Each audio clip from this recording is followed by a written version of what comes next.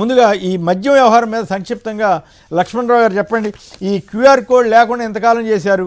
ఈ నకిలీ మద్యం వార్తలు రాస్తుంటే సాక్షి మీద పోలీసులతోటి వేధింపులు దాడులు చేస్తున్నారు. ఈ పరిణామాలను మీరు ఎట్లా స్పందిస్తారు?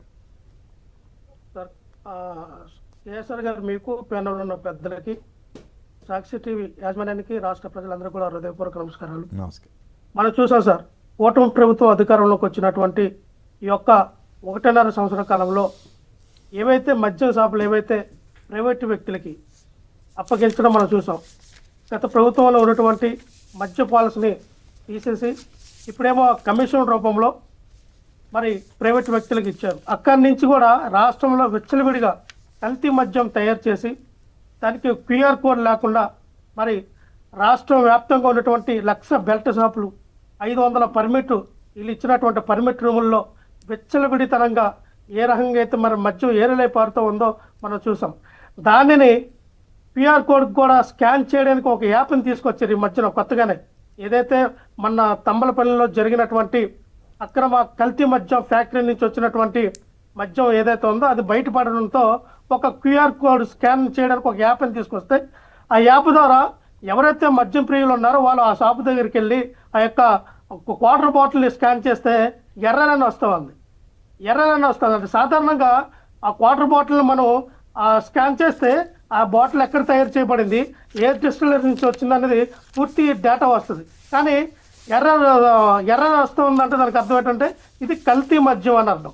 సో రాష్ట్ర ప్రభుత్వం ఎక్కడ పడితే అక్కడ విచ్చలవిడిగా చేస్తున్నటువంటి కల్తీ మద్యంలో 175 నియోజకవర్గాల్లో ఉన్నటువంటి టీడీపీ ఇన్ఛార్జీలకి కమిషన్ రూపంలో ఇచ్చి రాష్ట్రం మొత్తం మీద ఈ యొక్క తంబలపల్లి కేంద్రం, అలాగే ఇబ్రహీంపట్నం నుంచి వెళ్తున్నటువంటి మద్యం మనం చూసాం. అనకాపల్లి, పరవాడ, మళ్ళీ చిత్తూరు నుంచి ఇలాగా శ్రీకాకుళం దాకా కూడా ఎక్కడ చూసినా విచ్చలవిడిగా మందు తాగుతూ అక్కడే చనిపోతూ ఉన్నారు చాలా మంది. ఇప్పుడు 10-15 సంఖ్యలో.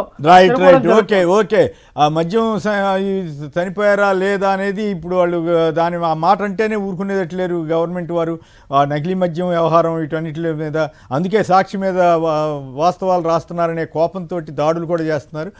ఏదేమైనా దీనికి ఈ క్యూఆర్ కోడ్ తోటి ఇప్పటికైనా పరిష్కారం దొరికినట్టేనా? అయితే బెల్ట్ షాపులు వీటిని ఎట్లా అరికడతారు? దాంట్లో నకిలీ మద్యం వెళ్లకుండా ఎట్లా జాగ్రత్త తీసుకుంటారు? ఇంతవరకు మంచిదే ఈ కనీసం 16 నెలల తర్వాత అయినా సరే దీన్ని తీసుకొచ్చినందుకు.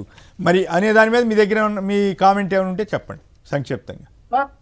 సార్, కేఎస్ఆర్ గారు, మద్యం క్వాలిటీ ఉందా లేదా అనేది ఎక్సైజ్ శాఖ వారు, ప్రొహిబిషన్ శాఖ వారు ప్రతి షాపుకి వెళ్ళి అసలు తనిఖీ చేయాలి. ఇంతవరకు కూడా తనిఖీ చేయాల.